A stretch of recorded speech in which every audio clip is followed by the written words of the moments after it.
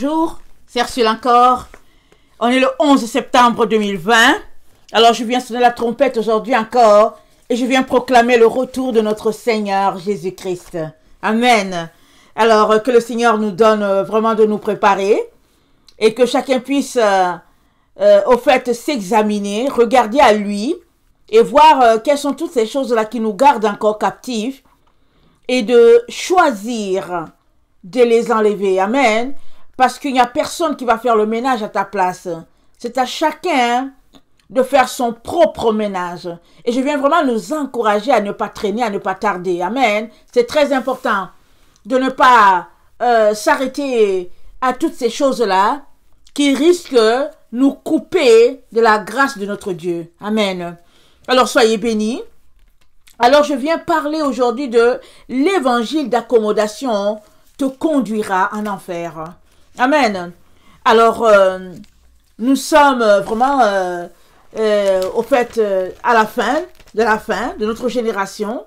Nous sommes à un carrefour, à un moment où le Seigneur Jésus-Christ est en train de changer les choses. Et la Bible nous dit que le ciel et la terre ont été roulés comme une couverture parce que des nouveaux cieux et une nouvelle terre ont pris place. Alors on doit comprendre que ça c'est quelque chose qui est déjà écrit et ça va finir par se réaliser.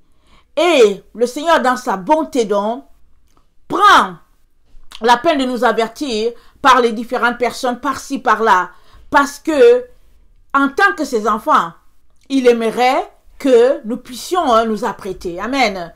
Et ça c'est vraiment le comportement d'un père rempli d'amour qui, au fait, qui nous avertit encore parce qu'il l'a déjà dit. Amen. Une fois que tu deviens chrétien, il est de ton devoir de marcher selon la vérité de Jésus. Amen. Maintenant, s'il arrive que tu perds de ta direction, comme ça arrive souvent à certaines personnes, ou bien ça nous est arrivé à nous tous, il est très important de reprendre le chemin. Et si, par exemple, tu traînes encore en te disant que tu as le temps, alors moi je viens te dire de la part du Seigneur que tu n'as plus le temps. Amen. Tu as juste le temps de pouvoir regarder si toutes tes lettres ont leur... Si tous tes i ont leur point. Amen. Et s'ils ne les ont pas, il est très important de les placer. Amen. Alors, afin de ne pas être surpris. Alors, non, mais le temps dans lequel nous sommes, c'est un temps où l'évangile est selon les désirs des êtres humains. Alors nous vivons dans un temps d'évangile d'accommodation et les gens, au fait, ou bien le peuple de Dieu, disons-le comme ça, aiment la chair. Amen. Ils aiment la chair. Alors, dont certaines personnes mal intentionnées, n'étant pas prêts à céder, au fait, à céder leurs désirs de la chair, ont pu développer un évangile qui s'est répandu sur toute la terre. Et nous savons bien que les États-Unis sont le fief, où il y a eu l'évangile de prospérité et toutes sortes d'évangiles qui accommodent les gens. Alors, tant il est vrai que les premiers missionnaires nous ont apporté le véritable évangile, peut-être souvent au 16e, 17e siècle, 18e. Mais après cela, les temps dans lesquels nous sommes, c'est plutôt un évangile de prospérité qui a suivi. Un évangile où, au fait, on ne veut pas être repris. Amen. Dans nos péchés. Les gens aimeraient qu'on les laisse tout simplement pécher tranquillement et ils n'aimeraient pas avoir le fardeau du péché. Amen. Alors, le péché en soi est un fardeau. Amen. Jésus l'a dit. Et il est venu ôter ce fardeau-là de dessus nous. Alors, si tu te réclames enfant de Dieu et que tu vis dans le péché, c'est normal que tu aies ce fardeau-là. Ça, c'est normal. Parce que tu es un enfant de Dieu. Parce que tu as déjà été délivré. Amen. C'est normal que tu vives ce fardeau-là. Et puis, une fois que tu viens demander pardon, ce fardeau s'en va. Amen. Ce fardeau, il part. Il ne peut pas rester. Parce que la Bible dit, si nous confessons nos péchés, il est fidèle et juste pour nous pardonner et pour nous purifier de toute iniquité. Mais il faut d'abord commencer par reconnaître son péché. et puis le confesser, demandant pardon. Et là, la Bible nous dit, une fois que tu fais cela, alors tu as le pardon t'est accordé. Mais, il y a des personnes qui savent qu'elles sont dans le péché, elles ne veulent pas laisser ce type de péché-là, elles continuent dedans, elles pêchent à outrance. Et ces personnes-là qui savent quand même qu'elles sont dans le faux, veulent quand même continuer de servir le Seigneur malgré cette situation de péché-là. Alors, il y a un évangile d'accommodation, un évangile de complaisance qui a été développé sur toute la terre dans notre génération, 20e siècle, 21e siècle. Si bien que, au fait, quand on se retrouve dans la maison de Dieu, on aime ça rire, comme dans les amphithéâtres, on aime ça faire des plaisanteries déplacées, alors que le Seigneur a dit, il fallait pas qu'on ait des plaisanteries au milieu de nous. Mais on se retrouve à faire des plaisanteries, les gens rient, si bien que finalement, on n'est plus vraiment un endroit où l'autre peut venir se ressourcer dans le Seigneur, mais c'est plutôt comme un club social. Une communauté, des gens qui sont tout simplement bien ensemble dans leur péché, des gens qui s'encouragent, sachant que ils sont au fait de la même nature, c'est-à-dire des chrétiens, de la chair, et qui aiment la chair, qui sont ensemble, de telle sorte que quand ils se regardent, ils trouvent qu'ils sont même chose. Si l'un son péché c'est l'adultère, alors l'autre son péché c'est le vol. Et si l'un son péché c'est le vol, alors l'autre son péché c'est la moquerie. Alors ils aiment ça être entre eux, et ils aiment ça qu'on les laisse entre eux. Et le Seigneur nous dit que on ne peut pas en même temps aimer le Seigneur, choisir de marcher avec lui, et en même temps aimer le péché et s'y vautrer. Alors il faut un choix, amen. Alors allons-y regarder ce que Galates nous dit. Galates 1, le verset 6 à 10, nous dit une chose, amen. Et ces derniers temps, j'en ai souvent parlé par la grâce de Dieu, et il est donc important qu'on en parle encore, parce que on est dans les temps où non seulement faudrait-il se purifier, se sanctifier, mais aussi il faut le faire pour les autres, amen.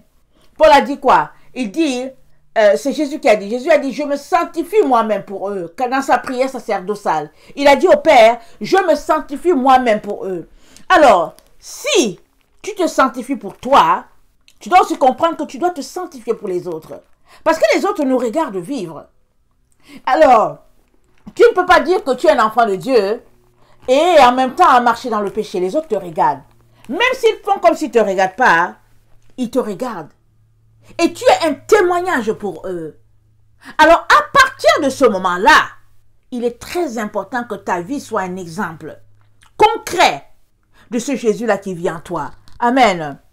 Alors, je vais lire un peu, je vais regarder rapidement la prière sacerdotale de Jésus au Père, quand il s'est mis à prier, et ce qu'il a demandé au Père pour nous. Amen. On va regarder un peu.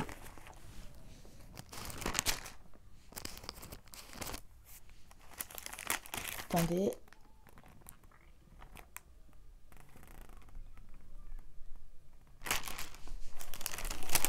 Je ne l'avais pas préparé, mais il faut que je le lise. J'ai quelque chose là que j'aimerais que nous puissions voir. Ah, c'est Jean 17. Excusez-moi, je regardais dans Jean 15, mais c'est Jean 17. Alors, il a dit... Après avoir ainsi parlé, Jésus leva les yeux au ciel et dit, « Père, l'heure est venue, glorifie ton Fils afin que ton Fils te glorifie. Selon que tu as donné pouvoir sur toute chair, selon que tu lui as donné pouvoir sur toute chair, afin qu'il accorde la vie éternelle à tout ce que tu lui as donné. » Amen. Or, la vie éternelle, c'est qu'ils te connaissent, toi le seul vrai Dieu, et celui que tu as envoyé, Jésus-Christ. Je t'ai glorifié sur la terre. J'ai achevé l'œuvre que tu m'as donnée à faire. Et maintenant, toi, Père, glorifie-moi auprès de toi-même, de la gloire que j'avais auprès de toi avant que le monde fût. J'ai fait connaître ton nom aux hommes que tu m'as donnés du milieu du monde. Ils étaient à toi et tu me les as donnés et ils ont gardé ta parole. Maintenant, ils ont connu que tout ce que tu m'as donné vient de toi. Car je leur ai donné les paroles que tu m'as données. Et ils les ont reçues. Et ils ont vraiment connu que je suis sorti de toi. Et ils ont cru que tu m'as envoyé. C'est pour eux que je prie. Je ne prie pas pour le monde, mais pour ceux que tu m'as donnés, parce qu'ils sont à toi. Et tout ce qui est à toi, non, et tout ce qui est à moi est à toi. Et ce qui est à toi est à moi. Et je suis glorifié en eux. Je ne suis plus dans le monde. Et ils sont dans le monde. Et je vais à toi, Père Saint, garde en ton nom ce que tu m'as donné, afin qu'ils soient un comme nous. Lorsque j'étais avec eux dans le monde, je les gardais en ton nom. J'ai gardé ce que tu m'as donné, et aucun d'eux ne s'est perdu, sinon le fils de perdition, afin que l'écriture fût accomplie. Le verset 15. Je ne te prie pas de les ôter du monde, mais de les préserver du mal. Ils ne sont pas du monde, comme moi je ne suis pas du monde. Sanctifie-les par ta parole. Ta parole est la vérité.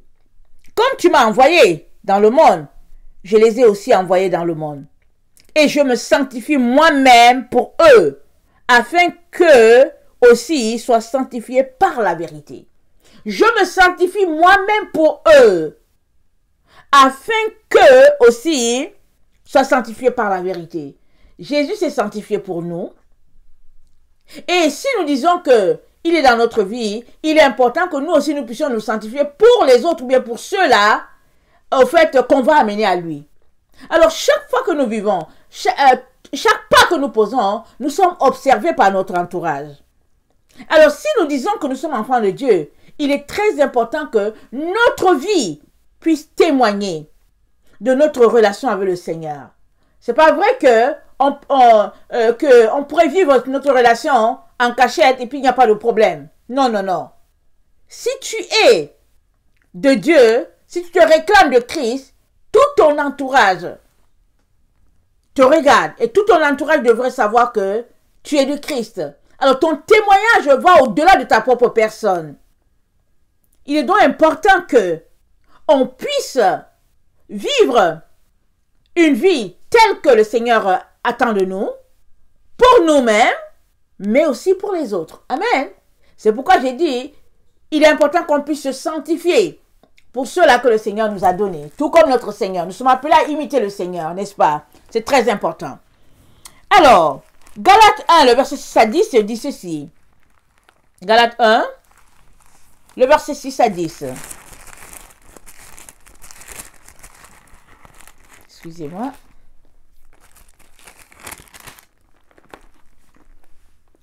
Je m'étonne que vous vous détourniez si promptement de celui qui vous a appelé par la grâce de Christ pour passer à un autre évangile. Non pas qu'il y ait un autre évangile, mais il y a des gens qui vous troublent et qui veulent renverser l'évangile de Christ. Mais quand nous-mêmes, quand un ange du ciel annoncerait un autre évangile que celui que nous vous avons prêché, qu'il soit anathème. Nous l'avons dit précédemment, et je le répète à cette heure, si quelqu'un vous annonce un autre évangile que celui que vous avez reçu, qu'il soit anathème. Et maintenant, est-ce la faveur des hommes que je désire ou celle de Dieu? Est-ce que je cherche à plaire aux hommes? Si je plaisais encore aux hommes, je ne serais pas serviteur de Christ. Amen. Si je plaisais encore aux hommes, je ne serais pas serviteur de Christ. Alors tu es serviteur de Christ et tu plais à Christ, ce n'est pas aux hommes que tu plais. Tout ce que tu fais, c'est pour que ton Père ou ton Seigneur puisse être glorifié. Alors si les hommes qui sont autour de toi n'apprécient pas ce que tu fais, alors que tu es en train de faire la volonté de ton Père, ça c'est pas grave. Tu dois t'organiser, t'assurer que tu es en train d'accomplir parfaitement la volonté de celui-là qui t'a appelé. Amen. Alors, Paul donc dit, il dit, je m'étonne de ce que vous vous détournez si promptement de celui qui vous a appelé par la grâce de Christ pour passer à un autre évangile.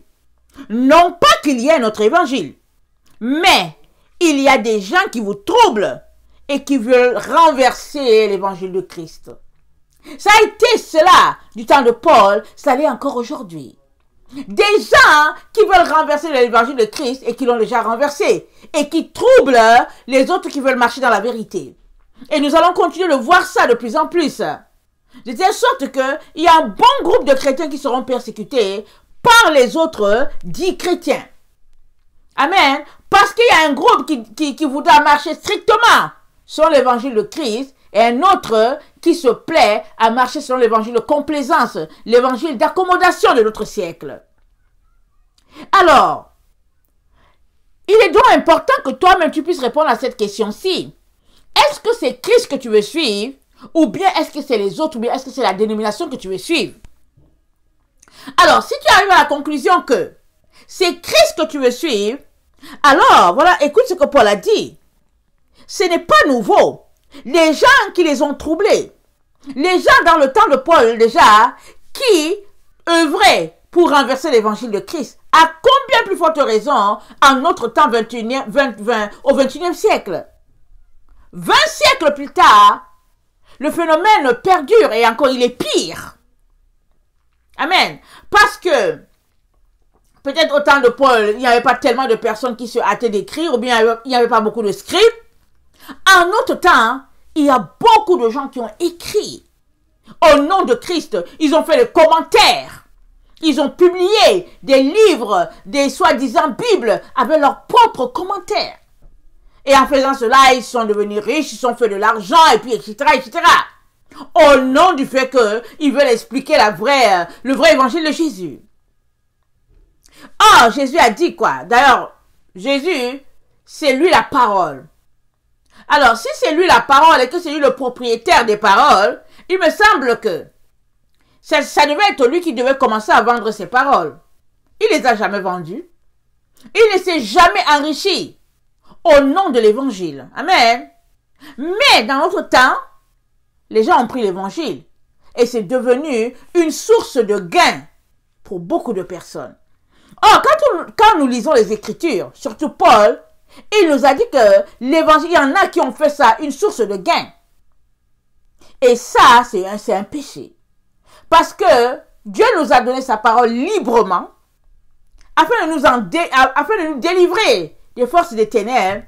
Il est donc important que nous aussi, en retour, on puisse dispenser la parole de Dieu librement, sans prendre de l'argent en retour.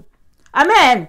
Alors, au verset 8, l'apôtre Paul dit, quand nous-mêmes, quand un ange du ciel annoncerait un autre évangile que celui que nous vous avons prêché, qu'il soit anathème. Qu'est-ce que ça veut dire anathème? Amen. Qu'est-ce que ça veut dire anathème? Parce que on ne peut pas apporter un autre évangile. Amen. Que celui-là que Jésus-Christ a donné. Attends, on va regarder la définition d'anathème. Je ne l'avais pas pris en note. On va regarder, ok? Anathème. On va voir la définition. C'est sentence d'excommunication. Attends. Sentence d'excommunication prononcée par les églises catholiques ou orthodoxes. Personne frappée de cette excommunication. Donc, il dit, c'est une personne qui apporte un autre évangile que celui de Christ, que cette personne-là soit excommuniée. Amen. Et nous savons déjà que, en tout cas, c'est pas pour vous, je sais que, ayant grandi, je savais qu'il y avait des gens, par exemple, que l'église excommuniait à cause de leur attitude, à cause d'un comportement que l'église n'acceptait pas. Par exemple, une situation de péché, une situation d'adultère qui perdure. Alors là, finalement, l'église t'excommunie, te met sous discipline pour quelque temps, et ils s'en vont encore regarder comment tu as géré le dossier, et pour voir si on te réhabilite. Et puis si ça continue, vraiment, on te laisse, on te libère, et on avertit les autres que celui-ci ne fait plus partie de la communauté. Amen. Alors c'est ça qu'il est en train de dire. Mais, si c'est une pratique qui avait été observée, peut-être qu'on aurait moins d'évangiles ou bien de dénominations sur la terre. Amen. Mais ça n'a jamais été observé. Si bien que l'évangile de prospérité, pour ne citer que celui-là, s'est répandu sur toute la terre. Et l'apôtre Paul dit qu'une telle personne soit excommuniée. Amen. Parce que tu ne peux pas venir au nom de Christ, dire que tu appartiens à Christ et en même temps prêcher un autre évangile. Amen. Parce que c'est l'évangile de Christ qui libère. Ce n'est pas un évangile, c'est pas juste l'évangile qui libère, mais c'est l'évangile de Christ. L'évangile selon la doctrine de Christ. C'est cet évangile-là qui libère. Amen. Alors il est donc très important que nous puissions marcher selon cet évangile-là. Parce que c'est cet évangile-là, c'est pour cet évangile-là que Jésus est venu sur la terre jusqu'à mourir sur le bois. Il a versé son sang pour nous racheter.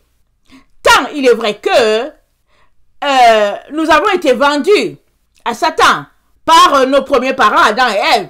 Ils ont laissé leur droit. Satan a tout acheté. Et nous sommes devenus esclaves. Là, dans le jardin d'Éden. Et le second Adam, la personne de Jésus, est descendu du Père jusqu'à nous. Et il a payé de sa vie pour le rachat de nos âmes. À partir de ce moment-là, il a donné des consignes strictes à ses disciples et à tout le monde. Il a dit, voici l'évangile qui sauve.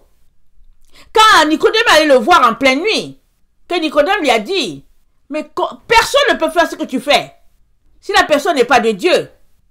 Il a dit, Rabbi, personne ne peut faire ce que tu fais si tu n'es pas de Dieu. Et Jésus lui a dit, en vérité, si vous ne naissez d'eau et d'esprit, vous pouvez voir le royaume des cieux. Alors Nicodème, surpris, a dit, mais comment? Et Jésus lui a dit, et Nicodème a demandé, mais est-ce qu'on devrait rentrer dans le ventre de nos mamans? Jésus a dit, mais non, il s'agit de naître d'eau et d'esprit. Alors, question de dire que, pour donner sa vie à Jésus-Christ, on a besoin de marcher selon les principes de sa doctrine à lui. Et il dit, c'est naître d'eau et naître d'esprit. L'eau, nous savons tous que c'est la parole de Dieu. Amen. L'eau fait référence à la parole de Dieu. Même si les gens sont limités au niveau du baptême, le baptême, oui, c'est une consigne du Seigneur. Mais si tu n'es pas baptisé, tu peux toujours être sauvé. Amen. C'est pas le baptême qui est le ticket pour le ciel. C'est ton ticket pour le ciel, c'est le fait que tu aies donné ta vie à Jésus. Et quand Jésus dit naître d'eau et d'esprit, il est en train de parler de sa parole. L'eau, ici, c'est la parole de Dieu. Allons-y regarder Apocalypse 22 pour que tu en sois convaincu. Alors, Apocalypse 22, ça dit ceci, au verset 1. Et il me montra un fleuve d'eau de la vie, limpide comme du cristal qui sortait du trône de Dieu et de l'agneau. Au milieu de la place de la ville et sur les deux bords du fleuve, il y avait un arbre de vie, produisant 12 fois les fruits, rendant son fruit chaque mois, et dont les feuillages servaient à la guérison des nations. Amen. Alors, il y avait l'eau qui sortait du trône. L'eau, cette eau-là, comme on vient de le lire, il dit un fleuve d'eau de la vie, limpide comme du cristal qui sortait du trône de Dieu et de l'agneau. Et ça, c'est la parole de Dieu. Alors, quand Dieu a dit à Nicodème qu'il faudrait naître d'eau et d'esprit, il est en train de lui dire que non seulement par la parole de Dieu, tu naîtras, c'est-à-dire qu'en acceptant cette parole, tu deviendras enfant de Dieu, mais aussi tu changeras ton pattern de réflexion, le pattern de tes pensées. C'est là que ton esprit est. Amen. Alors tu penses d'une manière ou tu penses de l'autre. Et quand tu es rempli de l'esprit de Dieu, quand tu lis la parole de Dieu et qu'elle te lave, elle te nettoie, elle te purifie, alors tes pensées deviennent lavées et puis nettoyées et puis fonctionnent selon l'esprit de Dieu et non selon l'esprit du monde ou bien l'esprit de Satan. Amen. Alors, il est important donc qu'on comprenne que on ne peut pas en même temps se réclamer de Christ et en même temps marcher selon l'évangile d'accommodation. Ce n'est pas possible. C'est à toi de faire le choix de l'un ou de l'autre. Parce que marcher selon les deux, c'est pratiquer l'hypocrisie. Et c'est aller nulle part. C'est être dans une situation sans issue. Amen. Il est donc très important que tu décides, que tu choisisses. Et évidemment, je vais t'encourager à choisir du côté de la doctrine de Christ. Amen. Du côté du véritable évangile, comme nous l'a encouragé Paul. Alors, on retourne dans notre texte de Galates 1, le verset 6 à 10. Et Paul a dit, il dit, le verset 9, nous l'avons dit précédemment, et je le répète à cette heure, si quelqu'un vous annonce un autre évangile que celui que vous avez reçu, qu'il soit anathème. Et maintenant, est-ce la faveur des hommes que je désire? Ou celle de Dieu? À toi de répondre à cette question. La faveur de qui désires-tu? Souvent les gens disent que oui, on aime le Seigneur, et puis dès qu'ils voient une personne qui a une certaine influence sur sa vie, alors ils ne savent plus où se tourner. Mais si tu es enfant de Dieu et que tu te réclames de Christ, tu es appelé à te tenir droit. Droit d'esprit, tu devrais te tenir droit. Et regarder l'autre dans les yeux et dire, je vais marcher sur la vérité. Parce que très souvent, quand on a un péché dans notre vie, ce péché-là, non confessé, nous empêche d'être dans la lumière et nous garde dans les ténèbres. Il est très important que nous puissions être droits d'esprit. Amen. Qu'on n'ait pas honte de quoi que ce soit qui nous retient dans les ténèbres. Amen. Alors, il dit, est-ce que je cherche à plaire aux hommes ou est-ce que je cherche à plaire à Dieu? Et il répond lui-même, si je plaisais encore aux hommes, je ne serais pas serviteur de Christ. Tu seras serviteur des hommes si tu plaisais aux hommes. Amen. Si tu es serviteur de Christ, tu cherches à plaire à Christ, n'est-ce pas? Et si tu es aussi serviteur des hommes, alors tu cherches à plaire aux hommes. Maintenant, arrêtons-nous.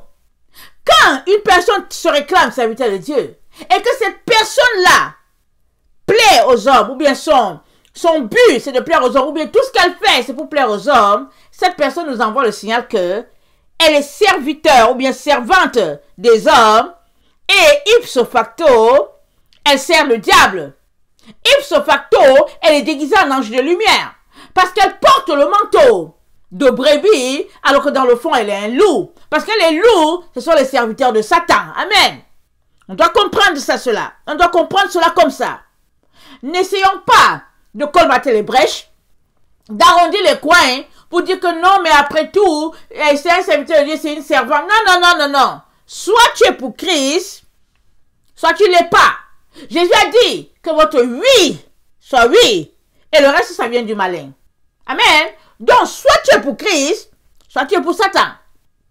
À l'heure où nous sommes là, si tu n'es pas arrivé à cette conviction, à cette compréhension de l'évangile, alors il y a un problème. Arrête-toi, règle ce problème-là. Au lieu de continuer de marcher à tâtons, quand on te dit tantôt Jésus, tu dis oui, je suis avec Jésus. On te dit tantôt les hommes, tu dis tu es avec les hommes. Tu démontres par là que tu es faux. Tu démontres par là que tu es tordu d'esprit. Parce que si tu te réclames de Christ, il est très important que tu sois droit. Très droit. Parce que notre Seigneur, il nous a appris la droiture d'esprit. Il nous a appris la vérité. Parce que quiconque se tient pour la vérité doit être droit. Amen.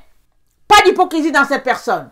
Ou bien, si elle a l'hypocrisie, elle devrait venir demander pardon, se confesser et crier à Dieu pour que le Seigneur puisse l'aider à sortir de là. Amen.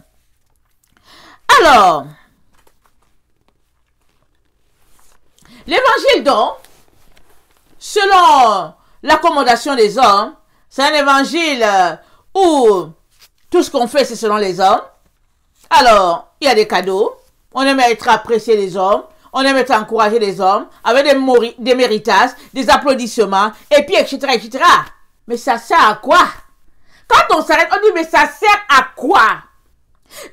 Il y a, écoutez, ok, les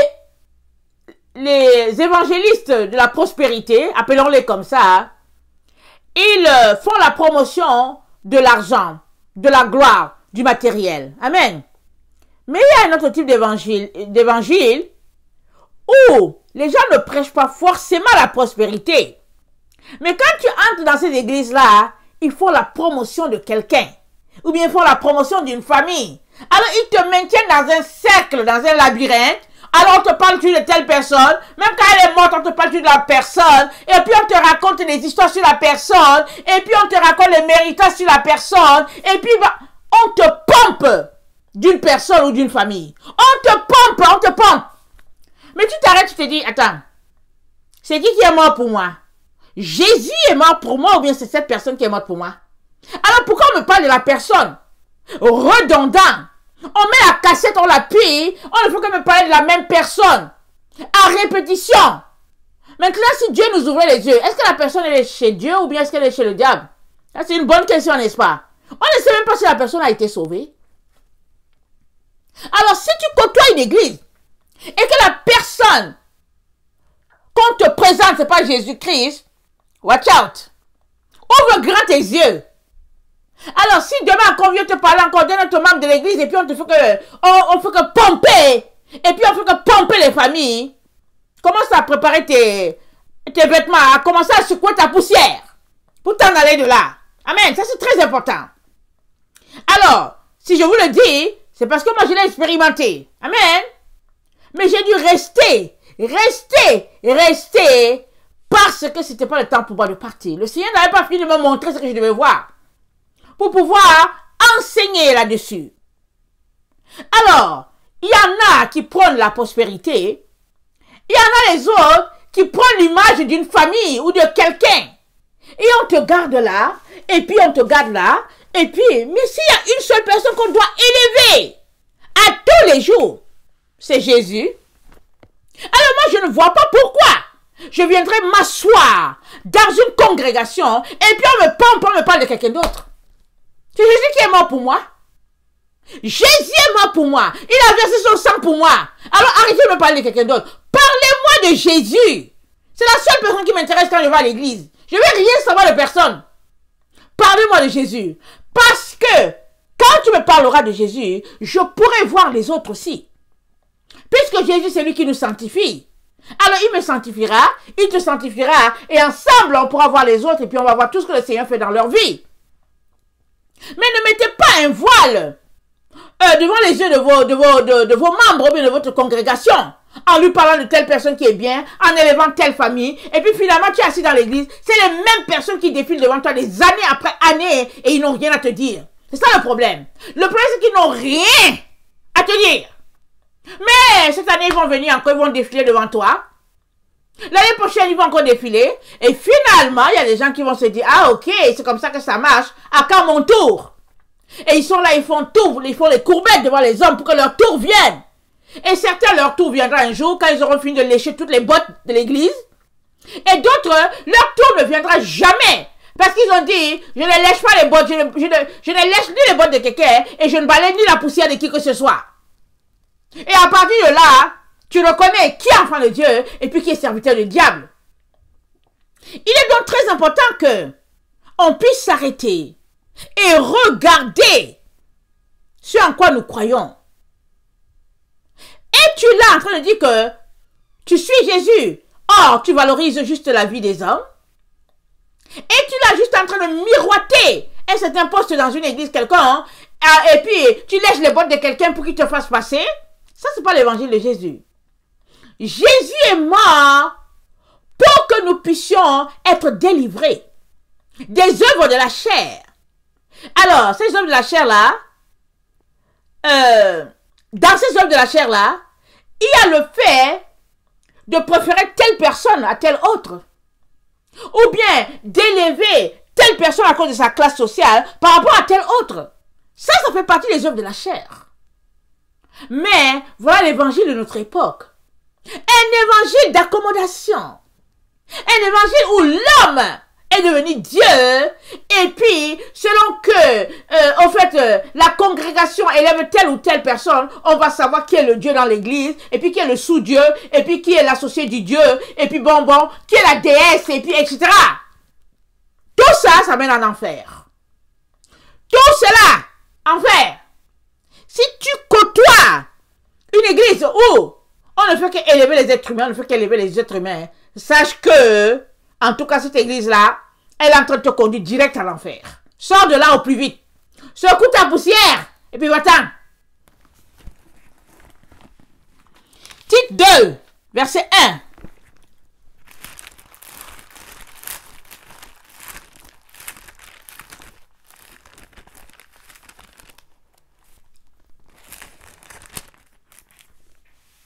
Tite 2, le verset 1. Pour toi, dis les choses qui sont conformes à la Sainte Écriture, à la Sainte Doctrine. Paul, il parle à Tite. Il dit les choses qui sont conformes à la Sainte Doctrine. Verset 11 à 14. Tite 2. Car la grâce de Dieu, source de salut pour tous les hommes, a été manifestée. Elle nous enseigne à renoncer à l'impiété et aux convoitises mondaines et à vivre dans le siècle présent selon la sagesse, la justice et la piété. Voilà, l'évangile de notre Seigneur nous enseigne à renoncer à l'impiété et aux convoitises mondaines. Alors, jusqu'où as-tu renoncé à tes mondanités? Tite 1, le verset 13 à 16. Ce témoignage est vrai. C'est pourquoi reprends-les sévèrement, afin qu'ils aient une foi saine et qu'ils ne s'attachent pas à des fables judaïques et à des commandements d'hommes qui se détournent de la vérité. Combien dans nos églises les gens sont-ils détournés de la vérité? Ils viennent, ils racontent des choses où on a l'impression que c'est vrai, mais dans le fond, ils se sont détournés de la vérité. Ils ont apporté subtilement un autre évangile que nous acceptons. C'est ça le problème, que nous acceptons, que nous ne questionnons pas.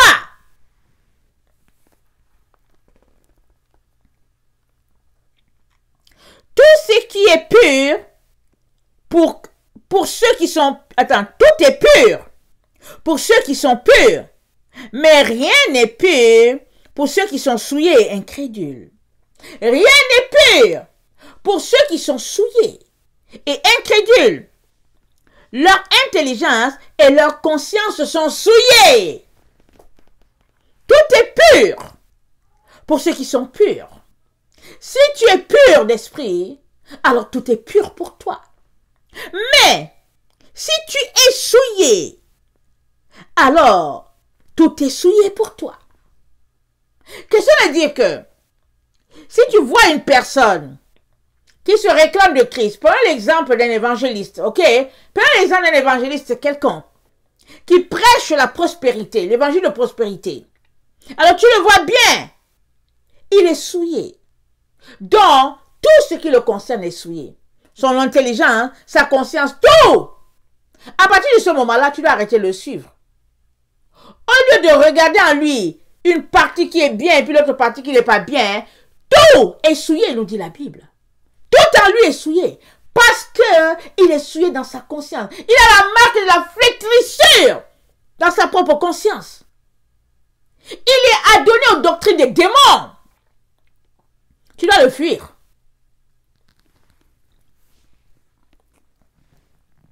Tite 3, le verset 5 à 11.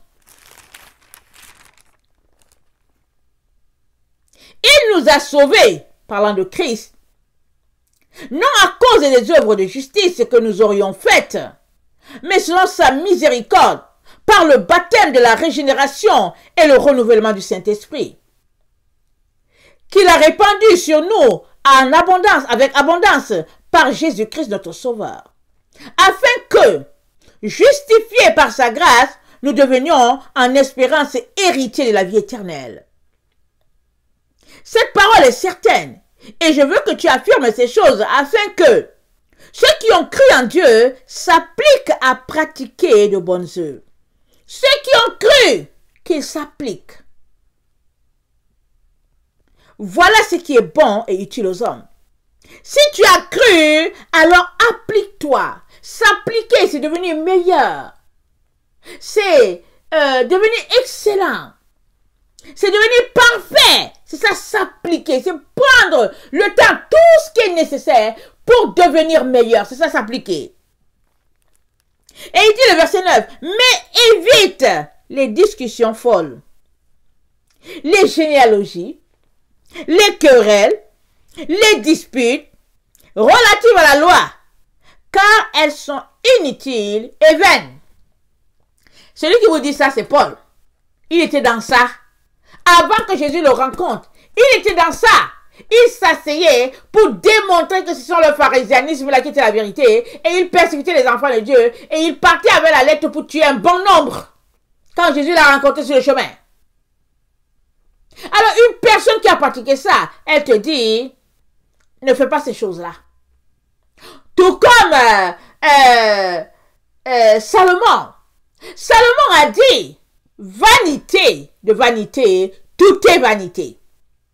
Lui, l'homme sage, il s'est retrouvé dans une situation où il est tombé. Parce qu'il a épousé des femmes étrangères et elles l'ont amené à se perdre. Mais au soir de sa vie, il est venu se repentir. Et il nous a dit, vanité de vanité, tout est vanité.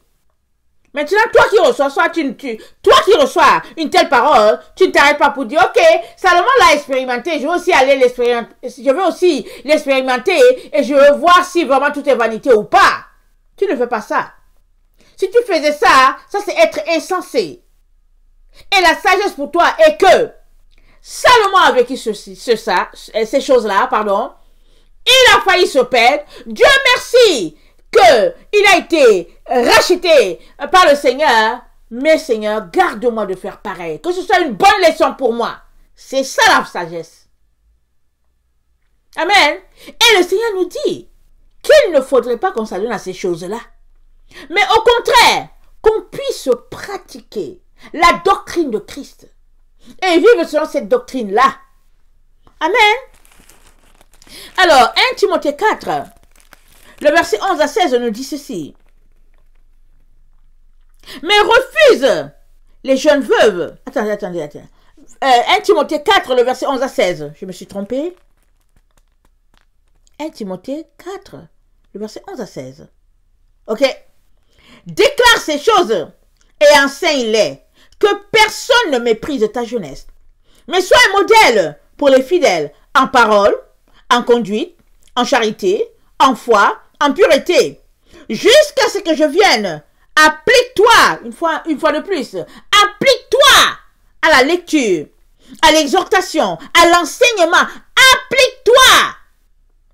Ne néglige pas le don qui est en toi et qui t'a été donné par prophétie, avec l'imposition des mains de l'assemblée des anciens. Amen. Ça veut dire que les anciens, ici ça parle de Pierre, Jean, Jacques, donc c'est ce groupe-là, c'est eux les anciens. Ils ont imposé les mains à Timothée et puis Paul lui rappelle que les mains t'ont été imposées pour l'œuvre, alors applique-toi.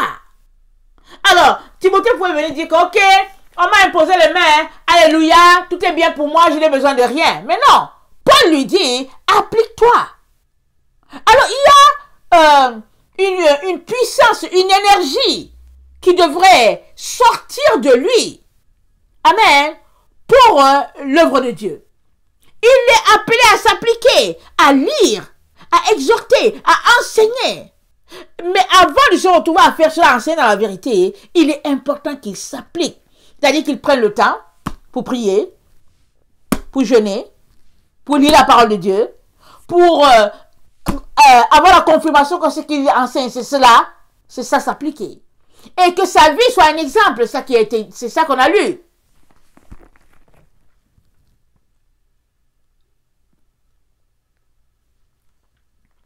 Occupe-toi à ces choses de verset 15. Donne-toi tout entier à elle, tout entier. Ne te donne pas à 98%. Donne-toi tout entier à la parole de Dieu, à l'étude de la parole, à la personne de Jésus. Donne-toi tout entier.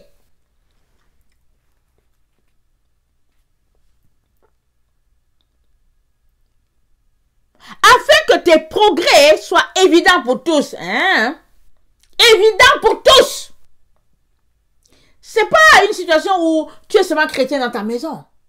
Et quand tu sors, bon voilà, on ne sait pas si tu l'es. Ou bien, dehors tu es le meilleur chrétien alors que chez toi dans la maison tu es un diable. C'est pas cette situation-là.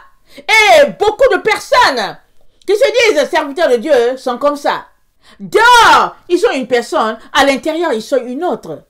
Or, la vraie personne que tu es, c'est celle qui est à l'intérieur. Celle que les gens ne connaissent pas, c'est ça ta vraie personne. Amen. C'est elle ta personne. Alors, assure-toi que tu es vrai dans la maison comme à l'extérieur. Sinon, tu n'es qu'un hypocrite. Et la Bible dit que les œuvres de chacun seront exposées ce jour-là devant Dieu. Applique-toi à laisser aller tout ce que le Père n'aime pas, à garder ce que le Père aime et à persévérer dans la parole, allant de progrès en progrès. Le verset 16. Veille sur toi-même et sur ton enseignement. Veille sur toi. Sur toi-même, veille. C'est-à-dire que sois le propre gardien de ta propre personne. Assure-toi que tu n'es pas en train de déconner à quelque part. Persévère dans ces choses, car en agissant ainsi, tu te sauveras toi-même. Et tu sauveras ceux qui t'écoutent. Alléluia, praise the Lord. Hey Seigneur, merci. Tu te sauveras toi-même. Et tu sauveras les autres. Mais beaucoup de personnes ont juste le ticket d'enfant de serviteur de Dieu. Ils disent, non, je suis pasteur. Je suis ancien. Je suis évangéliste. Non, je dispense la parole à tel endroit. Et ils ont ça, c'est leur passeport. Ils se baladent partout avec. Et les gens les croient sur parole. Mais ici, là, quand on lit, ça nous dit, veille sur toi-même. Sur ton enseignement, c'est à toi de veiller. Persévère dans ces choses-là. En agissant ainsi, tu te sauveras toi-même. Waouh! Et tu sauveras les autres. C'est pas Jésus qui te sauve, hein. Toi-même, tu te sauveras. Parce que Jésus t'a déjà sauvé. Il a fait sa part sur le bois du calvaire. Il a fini, il a dit, tout est fini. Il a fini ça là. Pour que toi aussi, tu puisses un jour dire, tout est fini. Mais plusieurs disent que Jésus a dit, tout est fini, pour qu'eux, ils puissent pécher. Alors ils vont te dire, on est sous la grâce. Ils s'asseyent là, ils boivent la bière, ils se saoulent et ils disent qu'ils sont les serviteurs de Dieu. Quand les gens ne les voient pas, ils boivent la bière, ils se saoulent et ils sont comment on appelle ça? Remplis d'hypocrisie. Ils ont double vie. Ils viennent dimanche là devant toi, ils te disent ouais Dieu est bon et puis gna gna, et puis les gens rient. Mais en cachette, c'est des serviteurs du diable. Mais les gens ne les voient pas. Quand ils sont devant l'assemblée, les gens ne les voient pas parce que ils ont mis un voile. Ils ont bâti leur personnalité. De telle sorte que les gens voient juste la personne qui parle devant elle. Mais si Dieu ouvrait tes yeux pour voir et la personne devant toi et la personne loin de toi, loin des yeux, c'est-à-dire entre les quatre murs de sa maison, tu serais étonné, tu dirais, non Seigneur, c'est pas la même personne. Non Seigneur, je refuse. Tu vas dire, au nom de Jésus, je sais ça. Alors que c'est Dieu qui est en train de te montrer que la personne-ci là, c'est une personne qui est fausse. Et nous sommes appelés à nous appliquer. Que tu sois celui qui dispense la parole devant tous, ou bien quelqu'un qui le dit, loin des autres, tu es appelé à t'appliquer. C'est comme ça que tu montres que tu es un enfant de Dieu et que tu es son serviteur. Sinon, ce n'est que de l'hypocrisie. Et ça te conduira en enfer. Et c'est cela l'évangile d'accommodation. Un évangile qui fait plaisir aux gens, qui chatouille les oreilles. Et ils sont contents d'entendre cela parce que ça ne les remet pas en question. Et puis, si tu vois qu'il y a quelque chose dans leur vie, ne les reprends pas s'il te plaît. Si tu les reprends, tu es la mauvaise personne. Ne les reprends pas. Et ils seront contents. Reprends-les et tu es leur ennemi juré à tout jamais. Mais, de qui as-tu peur? As-tu peur des hommes ou bien as-tu peur de Jésus? Je veux dire, crains-tu les hommes ou bien crains-tu Jésus? Alors si tu crains Jésus, tu es appelé à dénoncer tout ce qui se passe dans les ténèbres. Dénonce-les. Ne garde rien dans les ténèbres. Ne les couvre pas. Ce sont des agents de Satan. Ils sont déguisés en anges de lumière. Ça nous dit dans la Bible. Satan se déguise en ange de lumière. Mais qui le verra? C'est Dieu qui ouvrira tes yeux pour voir que ici là c'est Satan. Si Dieu n'ouvre pas tes yeux, tu ne verras pas. Et maintenant, comment ouvrira-t-il tes yeux? C'est la relation, le temps que tu prends avec lui. qui fait que plus tu prends le temps avec ce Seigneur-là, plus les ténèbres sont exposées en toi, autour de toi, partout. Les ténèbres se déclenchent eux-mêmes. Et c'est ce que tu marches seulement, les ténèbres, en tout cas, les ténèbres ne supportent pas ta présence. Parce que tu es rempli de lumière. Et c'est comme ça que tu réussis à les voir tous. Leur double face. Amen.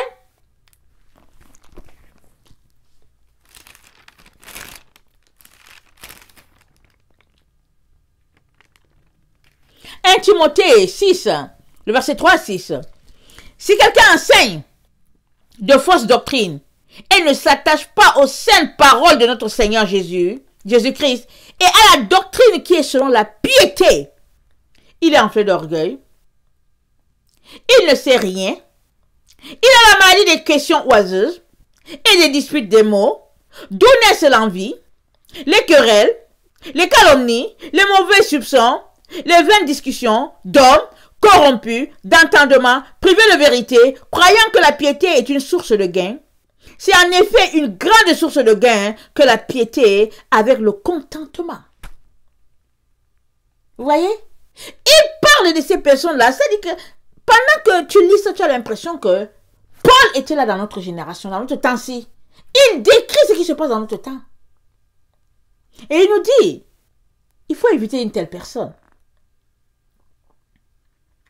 Le verset 7. Nous n'avons rien apporté dans le monde et il est évident que nous ne pouvons rien en emporter. Si nous avons la nourriture et le vêtement, cela nous suffit. Amen. Mes chers frères et chères sœurs, je ne sais pas où tu te situes, toi qui m'écoutes. Mais je viens te dire une chose. Si tu côtoies un milieu où les gens ne te prêchent pas la vérité, sors de là au plus vite. Ça va te contaminer. Et à la fin, tu recevras la même récompense que ce groupe-là. Parce que, on vient de lire, il dit, attendez, si quelqu'un enseigne de fausses doctrines et ne s'attache pas aux saintes paroles de notre Seigneur Jésus-Christ, et la doctrine qui est selon la piété, cette personne-là n'est qu'une orgueilleuse. Elle ne sait rien. Elle a la maladie des questions oiseuses. Et puis, des disputes des mots. D'où naissent les querelles, les envies et tout ça et tout ça. Et il dit, cette personne-là est privée de la vérité. Et elle croit que la piété est une source de gain. Éloigne-toi. Comme a dit Paul, encore ce Paul-là, à Timothée. Il dit, éloigne-toi de ces gens-là. Ces gens qui sont pervertis d'esprit dans leur comportement. Éloigne-toi, ils vont te contaminer. Et au finish, tu vas te retrouver récoltant le même sort. Et tu vas dire, oh Seigneur, je ne savais pas. Parce que c'est ta responsabilité de savoir. C'est ta responsabilité. Et qu'est-ce qui fait que tu ne sais pas? C'est parce que tu ne donnes pas assez de temps au Seigneur. Tu fouettes d'autres chats. Tu as d'autres chats à fouetter. C'est pourquoi tu ne sais pas. C'est pourquoi tu ne sais pas que ces personnes-là, elles sont comme ci ou elles sont comme ça. Mais si tu étais quelqu'un qui prenait du temps avec ton Seigneur, tu verrais quels sont les vrais et quels sont les faux. C'est question d'esprit. C'est pas question de lunettes spirituelles. C'est question d'esprit. Quand tu es pur d'esprit, tu détectes tout de suite ce qui est souillé autour de toi. Tu ne supportes pas. Amen. Très, très important de savoir cela.